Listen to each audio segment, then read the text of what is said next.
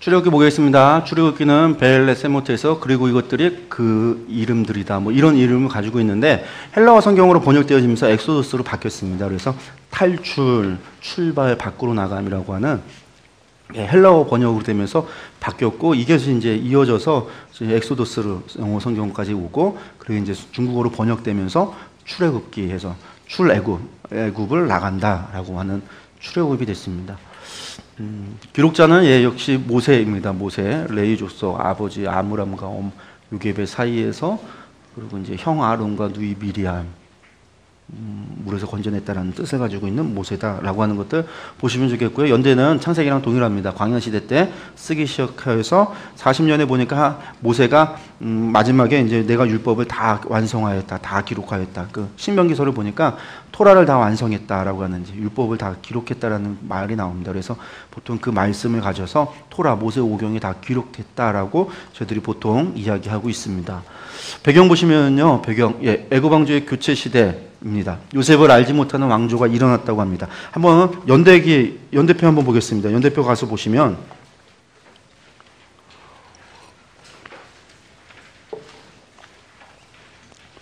(392페이지) (393페이지) 두 페이지를 이렇게 보시면요, 392페이지에 맨 오른쪽 보시면 뭐라고 나오냐면 애굽의 제12왕조에서 1985년부터 1786년 BC 이때가 나옵니다. 이제 그 위에 보시면 아브람 때가 애굽의 제10왕조였고 7부터 10왕조는 그 통일국가가 아니었습니다. 침체기 때 막 다양한 이제 혼란기였고 12왕조가 통일왕국을 이룹니다. 이때가 이제 요셉이 활동하던 시대였습니다. 그리고 12왕조가 멸망하면 그때부터 이제 13왕조, 옆에 394페이지 보면 13왕조, 14왕조가 일어나는데 13왕조가 애굽의 첫 이민족 왕조였다라고 나오고 15왕조는 힉소스 왕조다. 그래서 레반트 지역에서 북부에서 내려왔던 아시아에서 내려온 족속이 이 힉소스 왕조를 이루는데 힉소스 왕조도 15왕조, 16왕조, 17왕조까지 이어지는데 통일이 아니에요. 그러니까 바뀌는 겁니다, 왕조가. 그뿐만 아니라 통일왕국이 아니라 나라가 이제 상부 애국과 하부 애국으로 나뉘어져서 나라가 이렇게 갈라져 있는, 우리나라로 치면 삼국시대처럼 그런 식으로 이제 나눠져 있었던 시대가 이때입니다. 그러니까 요셉이 죽고 난 다음에 12왕조가 끝나고 나면 한마디로 말해서 전국시대가 되어져서 왕조가 여러 번 바뀌고 나라가 세워졌다가 멸망하는 일들이 반복적으로 일어났다는 겁니다. 그리고 나서 18왕조가 등장하면서 이것을 통일을 해요. 중국으로 치면 전국시대가, 춘추시대가 지나고 전국시대가 지난 다음에 진시황이 나타나서 중국을 통일하듯이 18왕조의 아모세라고 하는 사람이 힉소스를 추출하고 애굽을 통일해버립니다. 그러고 나면 이제 밑에 보시면 아멘호텝 2세 때가 모세가 활동하던 시기입니다.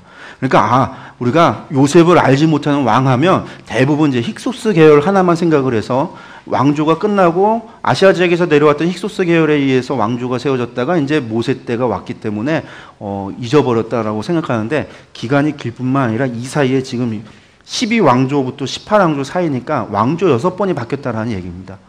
우리나라로 치면 조선이 들어왔다 고려가 들어왔다가 막 그렇게 된 겁니다. 그 중간에는 몽골이 와서 우리나라를 통치하다가 가고 또 거란이 와서 우리나라를 뭐 침략하고 간 게 아니라 아예 통치하고 가고 일본이 와서 우리나라 통치하고 뭐 이런 식으로 됐다라고 생각하시면 될 정도로 이 시기가 아주 매우 혼란하고 매우 이제 통일되지 않았던 이민족이 들어오고 나가는 그런 시기가 바로 이러한 시기였다라고 하는 것들을 기억하시면 요셉 당연히 이 시기가 되면 이제 요셉하고는 아무 상관없는 기간도 오래됐고 요셉에 대해서 기억도 못하고 이스라엘 사람들이 거기 있는 것이 왕조를 이룬 사람에게 있어서는 저것들은 그냥 노예지 뭐 그렇게 되어지는 상황이다라고 하는 것들을 저희들이 보시면 그런 왕조 변화로 인해서 이스라엘 백성이 노예로 전락되어졌다라는 겁니다.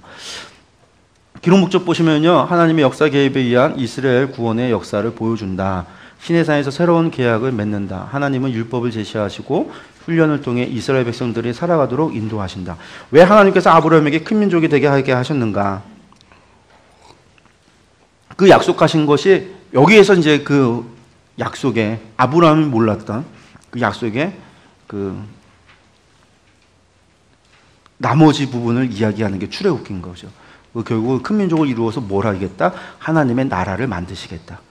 나는 하나님의 너희는 나의 백성이 되는 하나님의 나라. 그리고 그 하나님의 나라라고 하는 것은 세상 나라와 다른 애국과 같지 않은, 그래서 애국가처럼 되어지지 애국과 같은 나라가 아니라 세상 나라가 아니라 어떤 나라였냐면 하나님을 향한 예배 공동체, 하나님을 예배하고 하나님을 섬기는 예배 공동체가 되게 하겠다라고 하는 것이 하나님의 큰 그림이었습니다. 하나님의 계획이었습니다.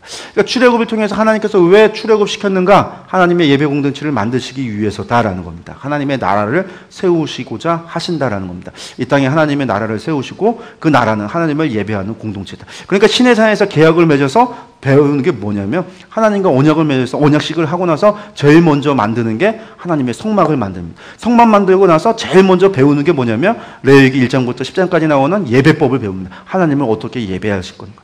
그거에 대해서 배웁니다. 광야 생활 40년 동안 뭐에 대해서 훈련합니까? 하나님을 예배하고 하나님 말씀대로 살아가고 하나님 말씀에 순종하는 삶을 배웁니다. 그래서 이스라엘 백성은 애국과 같지 않은, 당시에 애굽이라고 하는 얘기가 신명기 17장에서 왜 애국과 같이 되돌아갈까 봐 군대를 많이 두지 말라라고 하셨을 때 애국과 같은이라고 할 때 왜 애굽이라고 이야기하냐면 이스라엘 사람들에게 있어서 나라 하면 애굽밖에 없었기 때문에 440년 동안 애굽에서 종살이 하다 나왔으니까 그들이 봤던 거는 애굽의 왕조, 애굽의 나라 그것밖에 없었기 때문에 애굽을 얘기하는 겁니다. 그러니까 그러한 세상 나라와 그러니까 세상 나라를 대표하는 애국과 같은 나라가 아니라 하나님의 말씀에 순종하고 하나님을 예배하고 하나님을 섬기는 나라, 예배 공동체를 세우겠다라고 하는 것이 하나님께서 출애굽을 통해서 이루시는 하나님의 목적이시다라는 겁니다. 그것이 아브라함에게는 말씀하시지 않았던 내가 너로 인하여 큰 복을 주겠다. 복의 근원이 되게 너에게 큰 민족을 이루게 하겠다라고 할 때 그 민족이라고 하는 것이 단순하게 내 새끼 자식들 많이 낳아서 당시에 청동기 족장 문화 시대 때 큰 무리를 만드는 것을 의미하는 것이 아니라 결국 여호와 하나님을 예배하는 예배 공동체를 만드시겠다라고 하는 하나님의 뜻과 계획이 출애굽기를 통해서 말씀하고 있다라는 겁니다. 하나님은 율법을 제시하시고 훈련을 통해 이스라엘 백성들을 살아가도록 인도하십니다. 이것이 출애굽기에 나와 있는 기록 목적들입니다. 첫 절과 끝 절 보겠습니다. 함께 읽겠습니다. 야곱과 함께 각각 자기 가족을 데리고 애굽에 이른 이스라엘 아들들의 이름은 이러하니 낮에는 여호와의 구름이 성막 위에 있고 밤에는 불이 그 구름 가운데에 있음을 이스라엘의 온 족속이 그 모든 행진하는 길에서 그들의 눈으로 보았더라. 야곱 때 요셉을 통해서 야곱의 자녀 70명이 내려갑니다. 아브라함에게 약속하셨던 큰 민족, 아브라함의 자녀보다는 많은 거죠. 100세 때까지 자녀 하나 없었으니까 겨우 이제 이삭 하나 얻었고 이스마엘 하나 얻었고 결국 아브라함이 죽기까지 그가 결국은 그 막벨라 구린 그 사라를 묻었던 그거 무덤 하나 돈 주고 산 거, 그 땅만 내 땅이고 아무 땅도 내 땅이 아니, 그게 아브라함의 일생이었는데 결국 이제 그 70명의 자녀가 그때보단 많지만 그래도 70명의 자녀가 애굽으로 들어갔다가 어떻게 되는 거예요? 마지막에 이들이 나와서 결국 하나님의 나라, 이건 뭐냐면 하나님이 이들과 임재하신 겁니다. 전능하신 하나님께서 이 땅 가운데 임재하시는 사건이었습니다. 그리고 그곳에 늘 성막 가운데 함께 계셔서 이 이스라엘과 함께 하시겠다. 그래서 동거하시는, 그래서 함께 하시는 하나님의 사건이 이 구름 기둥과 불 기둥이라고 하는 것을 통해서 보여주고 증거되어지는 사건으로 나타납니다. 그러니까 출애굽은 결국은 하나님의 임재로서 하나님의 나라가 이제 출발되어지는 것으로 출애굽기가 끝이 납니다. 그 민족이 어떻게 애굽에 들어가서 그리고 나와서 하나님의 나라 백성이 되는지에 대한 이야기 전체가 출애굽기다라고 우리가 생각하시면 될 것 같습니다. 출애굽기는 40장까지 되어져 있습니다. 창세기는 몇 장까지라고 말씀드렸습니까? 창세기는 50장이었습니다. 창세기 50장입니다. 1장부터 11장까지가 원역사였습니다. 그리고 12장부터 50장까지가 족장사였습니다. 그래서 5사람, 5사건. 그런데 출애굽기를 보시면 출애굽기는 40장이라고 했습니다. 40장, 1장부터 13장까지가 애굽의 탈출, 출애굽인데 실질적으로 탈출의 이야기는 1장부터 13장 16절까지가 애굽 탈출에 대한 이야기입니다. 그리고 두 번째 13장 17절부터 18장 27절, 18장까지 이야기는 뭐냐면 탈출해서 시내산까지 오는 광야의 여정입니다. 가나 시내산까지고, 그리고 19장부터 40장까지는 시내산에서 언약을 맺는 이야기입니다. 그래서 시내산에서 언약을 체결하고 하나님의 백성으로서 살아갈 준비, 그러니까 성막을 짓고 하나님의 임재 내리는 곳으로 끝이 나는 게 출애굽기의 전체 이야기입니다. 그러니까 출애굽기도 몇 부로 되어져 있습니까? 3부로 되어져 있습니다. 크게 보기는 3부로 나눠져 있고요. 각각은 첫 번째는 작은 4달락으로 되어져 있고 광야에서 1달락, 시내산 언약이 4달락, 그래서 전체가 9달락으로 되어져 있습니다. 들리신 것 같으니까 한번 읽겠습니다. 애굽 탈출, 광야에서 시내산 언약. 예. 보시면요, 애굽 탈출 전체 이야기는 학대받는 백성의 이야기가 1장에 있습니다. 그리고 2장과 4장에서는 모세가 준비하는 이야기, 모세의 준비가 나오고요. 5장에서 10장까지가 9가지 재앙이 반복적으로 나타납니다. 그 11장부터 13장 16절까지가 6월절 10번째 재앙이 나옵니다. 그 13장 17절부터 18장 27절까지가 이제 출발하는 겁니다. 10가지 재앙이 끝나고 나서 출발합니다. 그래서 14장에서 홍해를 건넙니다. 보통 그래서 우리가 14장 하면 일사각오로 홍해를 건넌다 해서 14장 뭐 그렇게 외우시라고 말씀을 드립니다. 예, 일사각오 한번 따라해 볼까요? 일사각오. 그래서 일사각오로 어디를 건넌다고요? 홍해를 건너는 14장이 홍해를 건너는데 다 광야로 넘어가는 6월절 이후에 출애굽해서 가는 여정입니다. 그래서 18장까지 이르러서 시내산으로 가는 이야기가 나오고요. 그리고 이제 19장부터 40장까지 예, 그래서 이제 율법 받은 이야기, 성막 제도를 받고 두 번째 돌판에 대한 이야기, 성막 제작이 나옵니다. 그래서 성막과 제도 설계에 대한 설명이 나오고 제작하는 이야기 사이에 두 번의 율법에 대한 이 돌판 받는 이야기가 나오고 있습니다. 출애굽기 한번 들어가겠습니다. 예. 자세히 보기 들어가도록 하겠습니다. 첫 번째가 애굽 탈출 일부 첫 번째는 학대받는 백성에 대한 이야기입니다. 아까도 말씀드렸다시피 요셉을 알지 못하는 새 왕이 오는 것은 왕조가 여러 번 바뀌었기 때문에 12왕조에서 18왕조까지 변화되는 시기였기 때문에 그들이 알지 못했다. 그리고 그들의 이야기를 하나님께서 들으심으로 말미암아 하나님께서 그들을 찾아오게 되어졌다라고 하는 것들이 요 사이에 나오는 이야기들인데 모세 준비 속에서 그 말씀을 한번 확인하도록 하겠습니다. 읽겠습니다. 여러 해 후에 애굽 왕은 죽었고 이스라엘 자손은 고된 노동으로 말미암아 탄식하며 부르짖으니 그 고된 노동으로 말미암아 부르짖는 소리가 하나님께 상달된지라. 하나님이 그들의 고통 소리를 들으시고 하나님이 아브라함과 이삭과 야곱에게 세운 그의 언약을 기억하사 하나님이 이스라엘 자손을 돌보셨고 하나님이 그들을 기억하셨더라. 여러 해 후에 애굽 왕이 죽은 다음에 탄식하는 소리를 하나님께서 상달됐다는 거예요. 하나님께 상달돼서 하나님께서 들으셨습니다. 그러고 말미암아 하나님께서 아브라함과 이삭과 야곱에게 세운 언약, 그 언약이라고 하는 것은 다른 게 아니라 복의 기원이 되게 하겠다, 큰 민족을 이루게 하겠다. 그 아브라함의 12장 1절에서 3절까지의 그 언약에 기초되어져서 아브라함에게서 이삭으로, 이삭에게서 야곱으로 내려왔던 그 언약을 하나님께서 기억을 하셔서 그것으로 이스라엘 자손을 돌보시고 그들을 돌보셨다라고 합니다. 그들을 기억하셨다는 겁니다. 그래서 하나님께서 어떻게 하시겠는가? 모세를 준비시키면서 하나님께서 모세를 통해서 무엇을 이루실 것인가에 대해서 계획을 알리십니다. 읽겠습니다. 하나님이 이르시되 내가 반드시 너와 함께 있으리라. 내가 그 백성을 애굽에서 인도하여 낸 후에 너희가 이 산에서 하나님을 섬기리니 이것이 내가 너를 보낸 증거니라. 그래서 출애굽의 목적이다라고 한다면 이게 하나님께서 모세를 부르시는 과정 가운데 이 2장과 3장 사이에 모세를 부르시는 이 이야기 속에 나오는 출애굽을 향한 목적은 뭐냐면 이 백성을 뭐 하겠다? 하나님을 섬기겠다. 섬기도록 하겠다라고 하는 겁니다.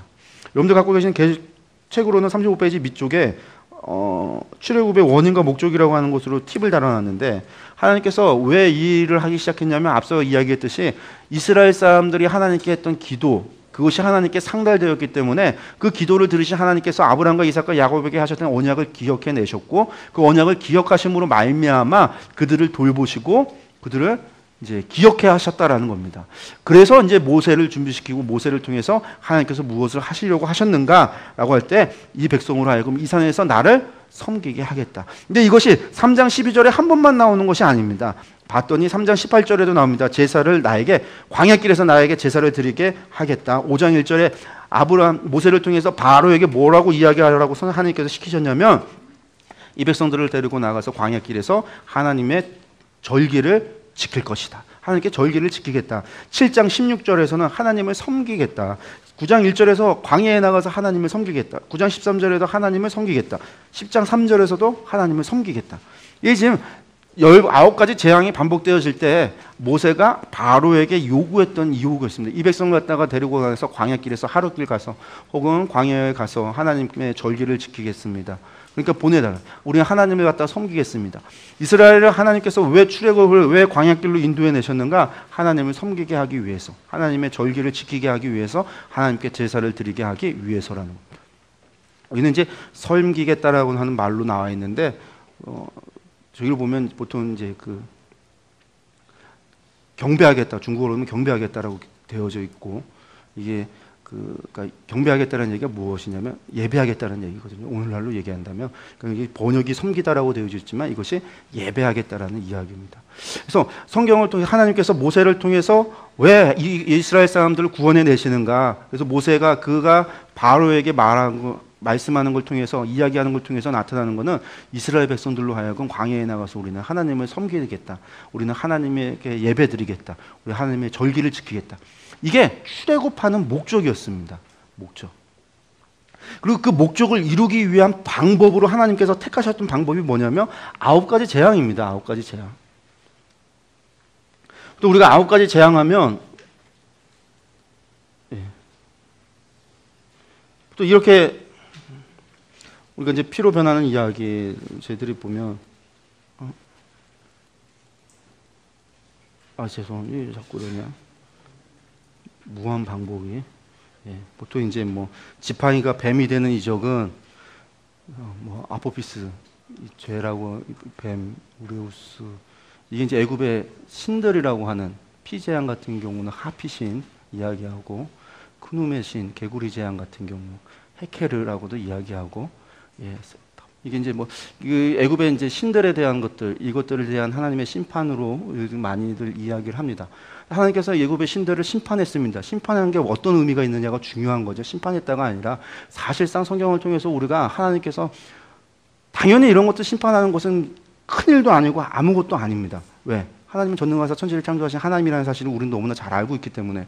그런데 이스라엘 사람들한테 있어서 이것은 어떤 의미가 있냐면 이것은 가짜였구나. 얘네들은 아니구나. 얘네들은 다 뭐 거짓이었구나. 우리가 속았구나. 라가 되는 겁니다. 여호와가 하나님밖에 없다. 여호와만이 하나님이시다라고 하는 사실을 그들이 깨닫게 되는 사건이었다라는 겁니다. 그래서 보면 하나님께서 바로의 마음을 강팍하게 해서 하나님께 이스라엘 백성을 내보내주지 않았다라고 이야기해서 어떤 사람은 하나님은 참 강팍하게 했다. 바로가 그렇게 죄를 범한 것은 하나님 때문이다라고 해서 하나님께 원인을 돌려버리는 사람이 있는데 중요한 것은 9가지 재앙을 하나님께서 주시는 이유가 있다라는 겁니다. 봤더니 성경을 통해서 보는 이야기는 뭐냐면 하나님께서 그 일을 왜 하시는가? 8장 10절에 보면 8장 10절 말씀 한번 보면 왕에게 우리 하나님 여호와 같은 이가 없는 줄을 알게 하기 위해서라는 겁니다. 그걸 통해서 내가 여호와인 줄을 알게 될 것이다. 사건이 터지고 이런 재앙이 있고 나면 하나님께서 무슨 말씀을 하냐면 이것을 통해서 내가 여호와인 줄 알게 될 거다. 온 천하가 나와 같은 자가 없음을 너희가 알게 될 거다. 9장 14절에요. 10장 2절에는 내가 여호와인 줄을 알게 될 거다. 이 일들이 반복적으로 나오고 있습니다. 근데 여러분들 이 이야기를 할 때마다 하나님께서는 이스라엘이 내가 여호와인 줄 알게 될 것이다. 이 이야기가 아닙니다. 처음부터 하나님께서 반복적으로 얘기하는 건 바로가 내가 여호와가 하나님인 줄을 알게 될 거다. 두 번째 바로와 바로의 신하가 내가 여호와가 하나님인 줄 알게 될 거다. 바로와 바로의 신하와 바로의 백성들이 내가 여호와가 하나님인 줄 알게 될 것이다. 바로와 바로의 신하와 바로의 백성과 이스라엘 백성이 내가 여호와가 하나님인 줄 알게 될 것이다. 9번씩 반복되어지는 이유는 여호와가 하나님인 줄을 알게 하기 위함이라는 겁니다. 우리가 그 사건을 통해서 어떤 사람은 첫 번째, 두 번째가 지나고 나서 여호와가 하나님이야 깨달은 사람은 그때부터 하나님께서 재앙을 내린다고 할 때 그들이 머물렀던 고센 땅에게 재앙이 온 경우도 있고 그 고센 땅까지 재앙이 미치지 않은 경우도 있는데 우박 재앙 같은 경우가 왔을 때 여호와가 하나님이다. 우박의 재앙이 온다 그랬으면 얼른 가서 자기들 식구들, 가축들 다 가져다가 집안에 넣은 사람은 손해를 안 받겠죠. 개뿔은라고 한 사람들은 다 이제 손해를 보는 거고. 근데 그것이 어디까지 가는 거냐면 마지막 10번째 재앙이 돼서 6월절에 되어졌을 때 우리가 기억해야 되는 것은 여러분들 6월절 재앙이 되었을 때 조건이 정말로 까다로웠습니다. 하나님께서 제시한 조건이 흠없는 어린 양을 준비하고 그래서 그 어린 양을 갖다가 밤에 잡아서 죽이면 문설주와 문인방에 피를 칠하고 그것을 갖다 요리를 해갖고 무교병을 만들어서 밤사이 동안에 급하게 뛰면서 먹으라고 집 밖으로 절대로 나오면 안 된다고 말씀을 했어요. 그런데 어떤 사람은 에이, 어린 양 말고 조금 병든 거 새끼 양은 좀 키워야지 하고 어린 양을 갖다가 어른 양을 잡았다고 한다면, 혹은 병든 걸 잡았다고 한다면 그 집에 어떤 일이 일어났을까요? 그러니까 한번 여러분들에게 질문을 해보겠습니다. 대답은 하지 마시고 각자 생각하시기 바라겠습니다. 어떤 사람은 그 안에서 급하게 먹다가 체한 것 같아. 나가서 좀 신선한 공기 좀 쐴래. 뭐 안에 있으라고 하는데 잠깐 나갔다 오는 건 괜찮겠지 하고 문 열고 바깥에 나가서 1시간 동안 바람 쐬다가 그리고 돌아왔다. 어떤 일이 일어났을까요? 피치를 하라고 했는데 피치를 해놓으면 냄새도 나고 다음에 또 이거 씻기도 힘들고 피치를 안 할래. 그냥 피 갖다 내다 버릴래. 한 사람들은 어떻게 됐을까요? 여러분들 9가지 재앙을 통해서 이스라엘이 뿐만 아니라 혹은 이스라엘 사람 아니고 애굽 사람들 중에 9번의 재앙을 경험하고 나서 여호와가 하나님이시구나라고 알았다고 한다면 그들 가운데 유월절을 지킨 사람이 있었을까요? 있었어요. 그럼 그 사람들을 지켰으면 그 사람들의 집에는 초태장이 죽었을까요? 안 죽었을까요? 어떤 사람, 하나님께서 9번의 재앙을 통해서 그리고 10번째 재앙을 통해서 재앙을 주셨을 때 여호와가 하나님인 줄 알게 하시기 위함이었다는 겁니다. 그래서 여호와가 하나님인 줄 알았던 사람들은 하나님께서 너희를 구원해서 모세를 통해서 나아가라고 할 때 따라 나갔어요. 홍해라고 하는 그 바다 앞에 머물러서 절망 가운데 우리 또 여기서 죽게 되었나 보다 했을 때 밤새도록 동풍이 불어서 하나님께서 바다를 마르게 하시고 그리고 그곳을 넘어가게 하셨습니다. 그들을 구원하셨습니다. 그때에 여호와가 하나님인 줄 알았던 이스라엘 사람들은 따라 나갔겠죠. 근데 그 가운데서도 이스라엘 사람들 중에 여호와가 하나님인 줄 몰랐던 사람은 난 여기 계속 있을 거야 했던 사람은 안 따라갔을 수도 있습니다. 애굽 사람들 중에 바로와 바로의 신하와 바로의 백성들 가운데 혹은 애굽의 백성들 가운데 여호와가 하나님이셨구나라고 알았던 사람들은 따라 나간 사람들이 있었을까요? 있었습니다. 혹은 애굽의 바로의 신하들 중에서도 그런 사람이 있었을지도 모릅니다. 우리가 알지 못하죠. 그래서 나중에 광야길 가운데서 12지파가 지파행진을 할 때 12지파가 다 지나고 맨 마지막에 누가 남냐면 잡족이라고 해서 혼합된 사람들이 따라갑니다. 한 무리를 이끌고 따라갑니다. 그 사람들이 누구냐면 애굽에서 따라 나온 사람들입니다. 그 사람들이 어떻게 따라 나왔는가? 여호와가 하나님인 줄 알고 따라 나온 사람들이. 결국은 그 사람들이 시내산에서 하나님의 언약에 속한 백성이 됩니다. 그 가운데 누가 있는지 우리는 모릅니다. 바로의 신하가 있었는지, 바로의 백성들 가운데 누가 있었는지, 혹은 바로의 형제들이 있었는지 우리는 모르지만 한 사람 분명하게 아는 사람은 있습니다. 누구냐면 여분네의 아들 갈렙입니다. 그나스 사람 갈렙, 에돔 사람 갈렙. 그나스라고 하는 사람은 그나스 사람이라고 할 때 그나스라는 것은 에돔 족속을 이야기합니다. 우리는 갈렙이 그때 따라왔던 잡족이라는 걸 알고 있습니다. 그 사람은 나중에 유다 지파의 수장까지 됩니다. 지도자까지 됩니다. 여러분들 그들이 왜 유월절을 지켰는가? 유월절 사건은 피칠 해서 그 양의 피에 무슨 능력이 있겠습니까? 능력이 있는 게 아니라 그들이 그 9번에 여러 번에 걸쳐서 여호와가 하나님인 줄 알게 될 거다라고 하는 하나님의 말씀에 통하여서 그들이 여호와가 하나님이시구나 라고 하는 그 말씀을, 모세가 전하는 그 말씀을 듣고 여호와가 하나님이구나라는 것을 그들이 믿었던 겁니다. 그리고 여호와는 하나님께서 하신 말씀을 항상 이루시고 하나님께서 실제로 말씀하신 걸 거짓을 말씀하시지 않고 성실하게 그 모든 것을 이루신다라고 하는 하나님을 신뢰했던 겁니다. 그래서 그들이 유월절을 지키지 않으면 초태생이 죽는다라고 했던 하나님, 그러면 유월절을 지키면 초태생이 죽지 않을 거라고 하셨던 하나님의 그 말씀을 그들이 의지하고 어린 양을 잡고 피치를 하고 그것을 먹으며 그 밤을 그들이 지샜던 겁니다. 그들이 하나님의 말씀에 확신을 두었기 때문에 그들이 그 유월절 가운데에서 그들이 구원을 얻었다라는 겁니다. 이게 다 무슨 사건이냐면 믿음의 사건. 하나님을 믿지 않으면 유월절 사건은 일어날 수 없는 사건입니다. 9번의 10번의 이 사건은, 재앙은 하나님을, 여호와가 하나님이라는 사실을 알으라라고 하시는 이야기였어요. 만약에 여러분들 바로가 그것을 통해서 여호와가 하나님인 줄 알았더라. 하나님의 제일 큰 관심사는 바로였습니다. 그래서 그 얘기할 때마다 바로는 언급하십니다. 바로가 내가 여호와가 하나님인 줄 알 것이다. 나중에 열왕기 상하를 보시면요, 열왕기 하를 보시면 하나님께서 오므리에게도, 아합에게도 그 얘기합니다. 이 전쟁을, 아람과의 전쟁을 승리하게 함으로 아합아, 네가 내가 여호와인 줄 알 거야. 이것을 승리하게 함으로 네가 내가 여호와인 줄 알 거야. 그래도 회개하지 않으니까 이 전쟁에서 네가 죽음으로 내가 여호와인 줄 알 거야. 죽었어요. 세 번째 때. 아합도 하나님께서 그 나쁜 놈도 하나님 포기하시지 않으세요. 기회를 주십니다. 내가 여호와가 하나님인 줄 알아. 바로의 마음을 강팍하게 해서 10번까지 오게 하는 걸 통해서 바로가 여호와가 하나님인 줄 알기를 하나님은 원하셨다라는. 만약에 바로가 여호와가 하나님인 줄 알고 정말로 하나님께 확신을 두었다면 그는 어떻게 했냐면 아마 모세를 따라서 홍해를 건넜어야 됩니다. 결국은 건너지 않았습니다. 그건 누구의 책임입니까? 하나님이 바로의 마음을 강팍하게 해서 그렇습니까? 아니면 바로가 하나님을 믿지 않아서입니까? 바로가 하나님을 믿지 않아서인 겁니다. 믿음의 문제라는 겁니다. 이 사건을 통해서. 그래서 유월절을 기념을 할 때 그들이 유월절을 기념한다라는 것. 여러분들 무슨 양이 죽어서 그 피가 무슨 능력이 있어서가 아니라 하나님이 뭐 하셨기 때문에? 약속하셨기 때문에. 하나님이 말씀하셨기 때문에. 그걸 하면 하나님 유월된다고 하나님께서 말씀하셨기 때문에. 그래서 제가 처음 시작하면서 복음이라고 하는 것이 무엇이 전제될 때 여호와가 하나님 되면 전제될 때 우리가 말하는 복음이 복음으로서의 권능이 있고 능력이 있는 것이지 하나님 없는 복음은 사실상 복음이 아니다라는 겁니다. 하나님의 말씀에 그것이 성경이고 우리에게 주어진 말씀이다라는 거 우리가 좀 기억하셨으면 좋겠습니다. 그래서 6월절까지 저희가 금방 끝냈습니다. 1장부터 13장 16절까지 애굽의 탈출에 대한 전체적 이야기를 한번 살펴봤고요. 그 다음에 이제 13장부터 18장까지 이야기입니다. 13장부터 18장까지 이야기인데 여기에는 저희들이 이제 흥미진진한 이야기들이 많이 있습니다. 아까도 말씀드렸다시피 14장에 일사각오로 어디를 건넌다고 말씀했습니까?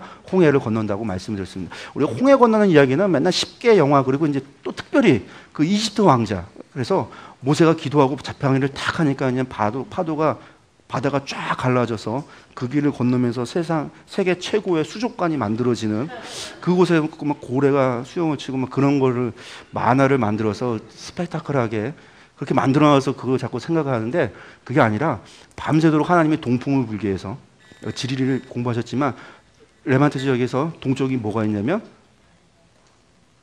동쪽에 사막이 있습니다. 오늘날로 하면 사우디아라비아에 아라비아 사막이 있죠. 그렇기 때문에 동풍이 바람이 불면 건조하고 뜨거운 바람이 오고 레반트 지역에서 서풍이 분다라는 얘기는 대가 있기 때문에 습한 바람이 온다라는 거죠. 그래서 갈멜산에서 엘리야가 이렇게 무릎에다가 머리를 집어넣고 기도하고서 어디를 바라보냐면 대를 바라보죠. 그래서 대래에서 구름 하나가 조망만한 구름이 나타나니까 이제 가뭄이 3년 반의 가뭄이 멈추고 이제 비가 올 거다.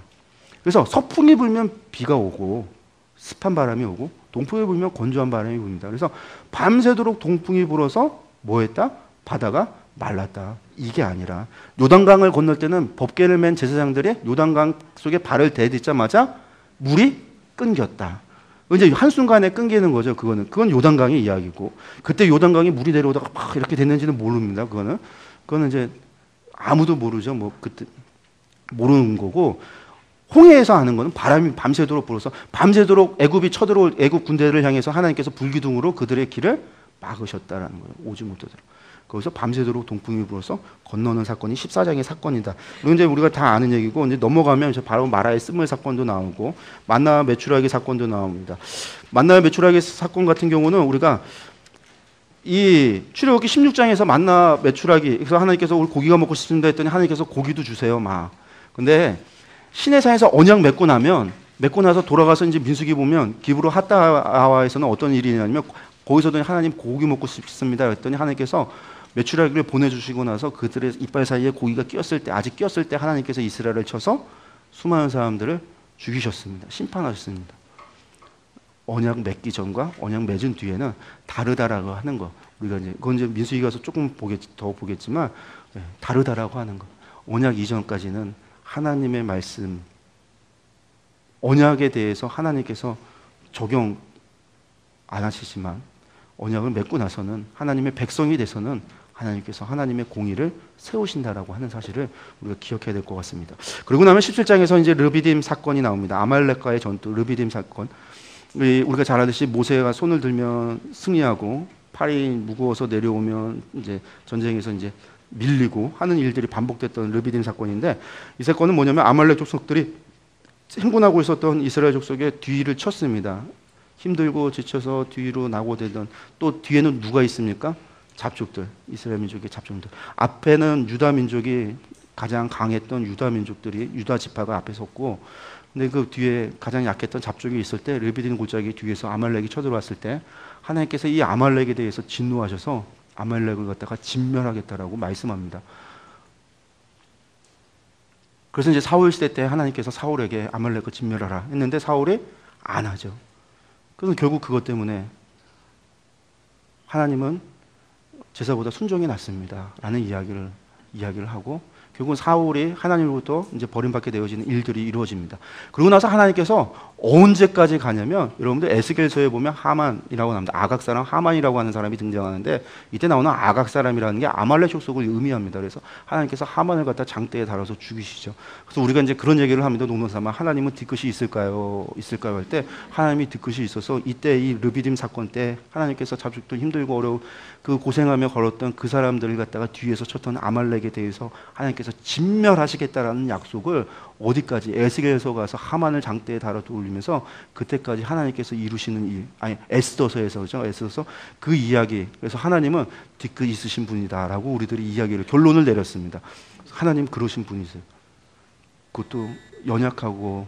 그래서 신약에 보니까 예수님도 과부와 고아에 대해서 얼마나 관심이 많으신지, 연약한 이들에 대해서 얼마나 관심이 많으신지, 그 연약했던 그 잡족들과 그들을 공격했던 아말렉에 대해서 하나님께서 분노하시는, 진노하시는 모습들이 이 르비딤 사건 속에서 우리가 볼 수 있습니다.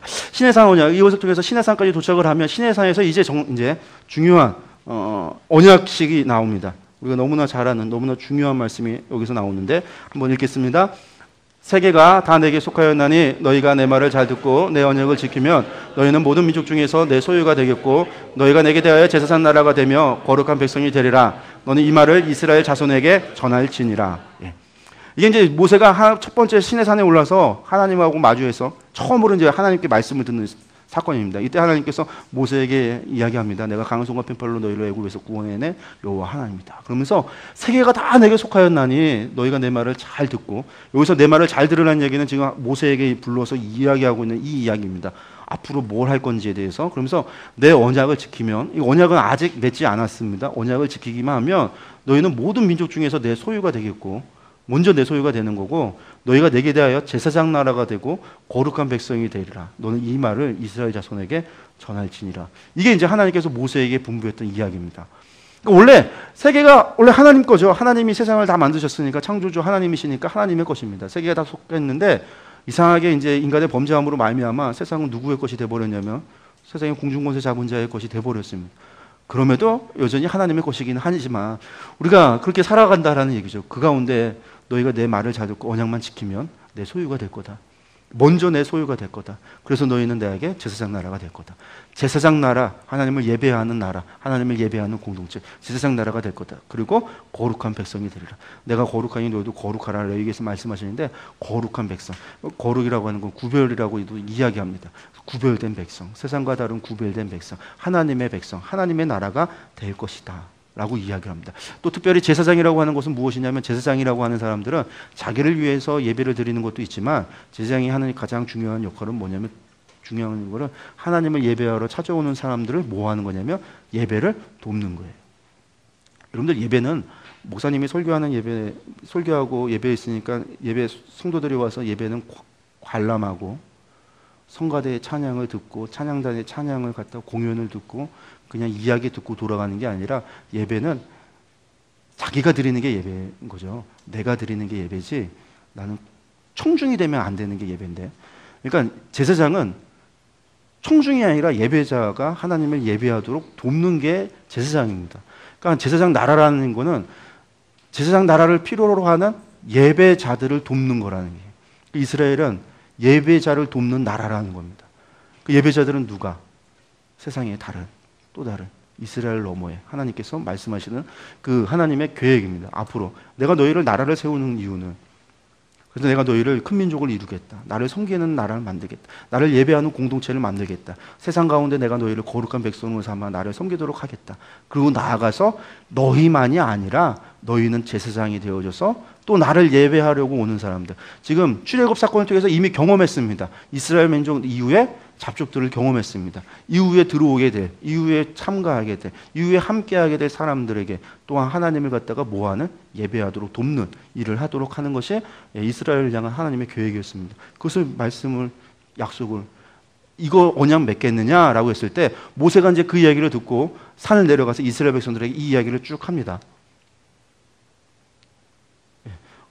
그랬더니 이스라엘 사람들이 그 이야기를 듣고 어떻게 하냐면 좋습니다. 우리가 하나님과 언약을 맺겠습니다. 모세가 다시 하나님께 가서 언약을 이야기를 합니다. 이스라엘 사람들이 좋다고 합니다. 하나님. 그랬더니 하나님께서 이제 언약식을 맺기 위한 절차들을 이야기합니다. 그러면서 거룩하니 하나님이 임재하실 때 거룩하니까 어디 이상 오지 못하도록 경계를 구분합니다. 이제 그 이야기죠. 여호와에게 가까이 하는 제사장들에게 그 몸을 성결하게 하라는 여호와가 그들을 칠까 하노라 해서 성결하게 하고 이스라엘 사람 전체가 성결하는 정결의 예식들을 취하고 그리고 이제 어디까지 나와서 어떻게 언약식을 맺을까 그거에 대해서 이제 이야기를 합니다. 그래서 이제 모세가 다시 한번 내려와서 이스라엘 사람들이 그것에 대해서 다 설명을 합니다. 그래서 준비합니다. 그러고 나서 어떻게 가죠? 이 시내산에 오릅니다. 그러니까 시내산에서 무슨 일이 이루어지냐면 하나님의 현현이 있게 됩니다. 하나님의 현현이 있는데 우레와 큰 소리와 막 그런 것이 있으니까 이스라엘 사람들이 두려워서 엎드려갖고서 무엇이라고 얘기하냐면 모세 당신이 혼자 올라가라고. 우리를 대신해서 우리 너무나 두렵고 무섭고 떨리니까 당신 혼자 올라가라. 그래서 모세가 혼자 올라가서 이제 언약식을 맺습니다. 그때 이제 우리가 받게 되는 것이 무엇이냐면 십계명인 거죠. 두 돌판을 받게 되는 겁니다. 근데 여러분들 그 기간이 길었습니까? 짧았습니까? 대단히 길었습니다. 그래서 그 길어서 그 사이에 어떤 사건이 일어나냐면 사람들이 기다리는데 모세가 내려오지 않으니까 여러분들 내려오지 않으니까 이 사람들이 아 모세가 산에 올라가서 죽었나 보다 그렇게 생각을 해버린 겁니다. 그리고서 이제 아론을 닭다리 볶습니다. 그러니까 아론이 너희들이 가져온 금부치를 갖고 와라 불 속에 던졌더니 그 불 속에서 뭐가 만들어지냐면 송아지 우상이 만들어진. 근데 재미있는 이야기는 아론이 그것을 가리켜서 무엇이라고 얘기하냐면 이것이 너희를 애굽에서 구원해낸 하나님이다. 하나님이다라는 겁니다. 하나님. 그러니까 여호와가 하나님이다. 이 사람들이 아직까지도 그러니까 이 사람들이 시내산까지 오는 과정 가운데가 여호와가 하나님이다. 10가지 재앙을 겪었음에도 불구하고 여호와가 하나님이다 할 때 여호와가 어떤 분이신지 실제로는 잘 모르는 겁니다. 모르고 있었다라는 겁니다. 왜? 한 번도 형상으로 보지 못했으니까. 왜냐하면 그 전까지 모든 신들은 다 형상으로 접했고 그림을 통해서 봤고 신전을 통해서 우리가 예배 드리고 제사 드릴 때 그 신전 속에서 그 우상들을 봤는데 한 번도 본 적이 없는 겁니다. 그러다 보니까 아 여호와가 하나님인지 뭐가 하나님인지 모르는데 어쨌든 하나님인데 아론이 이야기하기를 이 송아지를 가리켜서 이것이 너희를 구원해 하나님이다 그러니까 이 사람들이 정말 하나님인 줄 알고 거기다 대고 뭐 하기 시작하냐면 예배하기 시작을 하는 겁니다.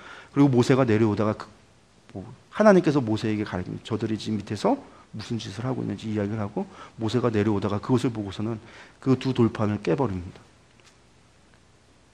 근데 그날에 무슨 일이 있냐면 그 아론의 그 송아지에 절하지 않았던 레위, 하나님의 편에 섰던 레위인들이 편에 섰다는 그들을 통해서 그들이 누구를 죽이냐면 자신들의 형제요, 자매요, 같은 민족을 3,000명가량을 죽입니다. 하나님께서 이날에 화가 나셔서 진노하셔서 내가 이것들 다 접어버리고 모세 너를 통해서 다시 시작하겠다라고 말씀하실 때 모세가 하나님께 그렇게 기도하죠. 하나님 그렇게 되면 아니 세상에 자기 백성도 하나 애굽에서 구원해내서 자기 백성 하나 세우지 못하는 하나님이라고 한다면 누가 있어서 하나님 섬기겠습니까? 결국 하나님께서 모세의 기도를 들으시고 참으세요. 이 금송아지 사건 때문에 나중에 하나님께서 이제 민수기 계수할 때 시내산에서 이 12지파를 계수할 때 레위인들을 갖다가 초태생 대신 받습니다. 근데 성경에 보니까 초태생 대신 받을 이유가 없어요. 레위인들을 왜 받으실까? 왜? 원래는 르우벤이 장자입니다. 르우벤이 장자인데 야곱의 축복을 보면 그 르우벤이 범죄해서 그 빌하를 자기 그 아버지의 첩을 갖다가 침대로 욕보여서 그래서 저주받았습니다. 시므온과 레위인도 저주받았습니다. 세겜에서 있었던 사건 때문에 복이 아니에요. 저주예요. 그 내용을 보면 저주를 받았습니다. 그래서 넷째인 유다가 장자권을 받아서 귀가 영원하리라 그런 장자권을 받았고 나중에 이 요셉의 두 아들이었던 에브라임과 므낫세가 그 복이 나눠지는 것을 보게 됩니다. 그런데 레위 지파에 대한 이야기가 없습니다. 근데 하나님께서 레위 지파를 받으시겠다라는 걸 볼 때 그들이 하나님의 편에 섰다라고 하는 것.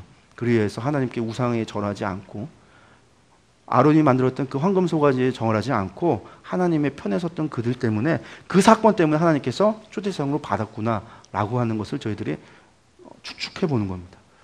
그리고 이 사건 때문에 다시 이제 모세가 다시금 산에 올라가셔서 다시금 그 돌판은, 이번에는 자기가, 첫 번째 돌판은 하나님께서 새겨 주셨던 거였고, 두 번째는 자기가 새겨서 그 돌판을 갖고 내려옵니다. 근데 그 돌판만 갖고 내려오는 것이 아니라 그 십계명과 함께 성막 만드는 제작법, 그것을 갖다가 가지고 같이 내려옵니다. 그러면서 받았던 주 돌판의 이야기가 우리가 잘 아는 십계명의 이야기입니다. 십계명, 여러분들. 근데 중요한 거는 십계명을 받았습니다. 이제 그것이 아까 이야기했던 언약입니다. 내 말을 잘 듣고 내 언약을 잘 지켜 행하면 내 소유가 될 거고, 여러분, 그러니까 언약을 지키면 뭐가 됩니까? 하나님의 소유가 됩니다. 두 번째는 뭐가 됩니까? 제사장 나라가 됩니다. 세 번째는 뭐가 됩니까? 거룩한 백성이 됩니다. 그렇다고 한다면, 하나님께서 십계명을 주셨으니까 우리는 언약이 주어졌고, 이제 언약을 잘 지키기만 하면 됩니다. 뿐만 아니라 하나님 앞에 제사장 나라로 살아가야 되고, 하나님께 거룩한 백성으로, 하나님의 백성으로 하나님과 함께 살아간다라고 하는 것이, 그들이 이제 받았던 성막을 짓는 설계도를 통해서 그들이 성막을 짓게 되면 하나님이 그곳에 함께 하시겠구나 라고 하는 것이 이루어지는 사건입니다. 그래서 실제로 이제부터는 이 두 번째 돌파, 아론의 그 황금 소가지 사건 이후에 하나님의 말씀대로 성막이 지어지고, 그리고 40장에 하나님의 성막이 완성되어지고 나면, 하나님의 말씀대로 이루어졌다라고 기록되고 나면, 하나님의 영광이, 쉐키나가 그 가운데, 하나님의 성막 안에 하나님의 영광이 오시고 나서 하나님이 그곳 가운데 임재했다라는 증거가 구름 기둥과 불 기둥으로 나타나기 시작을 합니다. 그럼 여러분도 한번 논리적으로 생각해 보신다면, 하나님이 오셨습니다. 이제 하나님과 우리는 동거하면 됩니다. 우리에게 주어진 것은 언약을 잘 지키기만 하면 됩니다. 그럼 여러분들 하나님 언약을 지키면 하나님께 나아갈 때, 언약 잘 지킨 사람은 하나님, 나가 거룩한 백성이 되어졌으니 하나님 앞에 무조건 나아가고 하나님을 만나고 하나님과 모세처럼 하나님을 대면하여 살아남고 하나님과 함께 이야기하며 그렇게 살아갈 수 있어야 맞는 겁니다. 그렇죠? 그러지 맞는 겁니다. 그런데 하나님께서 하나님을 만나러 오기 위해서는 무엇을 통해서만 오라고 되어졌냐면, 레위기에서 예배를 통해서만 하나님께 나오라고 말씀하고 있다는 거예요. 언약을 지킨 사람이나 언약을 지키지 못한 사람이나 모든 사람은 하나님께 나아올 때 무엇을 통해서 나와라? 예배를 통해서 나와라. 그것이 의미하는 게 무엇이냐라는 겁니다. 그것이 의미하는 게. 그게 우리가 레위기를 통해서 들어가서 하나님이 왜 율법을 주셨는가, 그리고 언약을 지킨 사람이나 언약을 지키지 못한 사람이나 어떤 사람이든지 간에 그 모든 사람들이 왜 예배를 통해서만 하나님을 나아갈 수밖에 없는가라고 하는 것을 레위기를 통해서 보게 됩니다. 근데 우리가 기억해야 되는 것은 율법을, 근데 그 언약을 지킨다라고 하는 것이 사실상 쉬운 게 아닙니다. 쉬운 게. 성경 전체를 통해서 언약에 대한 부분을 지키는 부분에 어떻게, 언약의 내용보다 중요한 것이 무엇이냐면, 언약이 담겨 있는 그 내용의 의미가 무엇이냐라고 하는 걸 우리가 들여다볼 때, 그 언약을 어떻게 적용하시는가, 하나님이 어떻게 적용을, 율법을 적용하셔서 어떻게 판단하시는가에 대한 부분을 우리가 들여다보면 이것은 정말로 쉬운 부분은 아닙니다. 여러분들 가지고 있는 책으로는 38페이지에 팁으로 달아놨는데, 율법의 적용 원칙이라고 하는 것을 좀 정리를 해놨습니다. 하나님께서 율법을 어디까지 적용하시냐 봤더니, 갈라디아서는 뭐라고 얘기했냐면, 사람이 하나님께 들어지려면 계명 중에 어느 하나라도 어기지 말고 모두 지켜야 된다라고 말씀하고 있습니다. 뿐만 아니라 하나라도 범했으면 다 범한 자가 된다고 야고보서 2장 10절에서는 이야기합니다. 뿐만 아니라 부지 중에 지은 죄, 내가 알지 못하고 지은 죄에 대해서도 그것은 죄라고 레위기에서 이야기합니다. 그러면 생각해 보시기 바라겠습니다. 내가 모르고 지은 죄도 죄입니다. 내가 평생 살아오면서 단 한 번 지었어도 그것은 죄라고 이야기합니다. 그리고 내가 전체 가운데 나는 이것은 지키기 싫어해서 내가 안 지켰으면 그것도 죄라는 겁니다.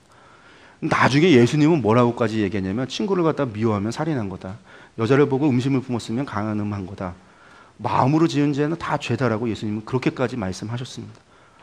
그렇다고 한다면 이것에 앞에서 자유로울 수 있는 사람이 누가 있을까요? 그래서 율법을 보는 목적에 대해서 바울 선생님께서 뭐라고 얘기하셨냐면, 율법은 세상에 그 누구도 율법으로 의에 이를 수 없다라고 말씀하면서, 율법에 대해서 뭐라고 얘기했냐면, 율법은 우리의 죄가 무엇인지를 알게 하는 것이 율법이다. 율법의 목적이라고 하는 것은 우리가 죄인됨을 깨닫게 하는 것이 율법이다라고 말씀했습니다. 그러니까 언약을 가지고 있었던 모든 사람들이 하나님께 예배드리기 위해서 반드시 필요한 게 무엇이냐면 제물이었습니다. 우리가 레위기 가서 보게 되겠지만 하나님을 예배하는 데 있어서 모든 이렇게 힘든 거라도 나는 죽었다 깨어나서 죽어서 지금까지 태어나서 죽어서가 아니죠. 태어나서 지금까지 단 한 번도 어긴 적이 없이 나는 의롭게 살았다라고 하는 사람일지라도 하나님을 만나러 올 때는 하나님은 예배를 통해서만 나오라고 말씀하고 있습니다. 그러니까 우리가 이제 그것을 레위기를 통해서 보도록 하겠습니다. 잠깐 한 7분 정도 쉬었다가 4시부터 시작하겠습니다. 4시 정각에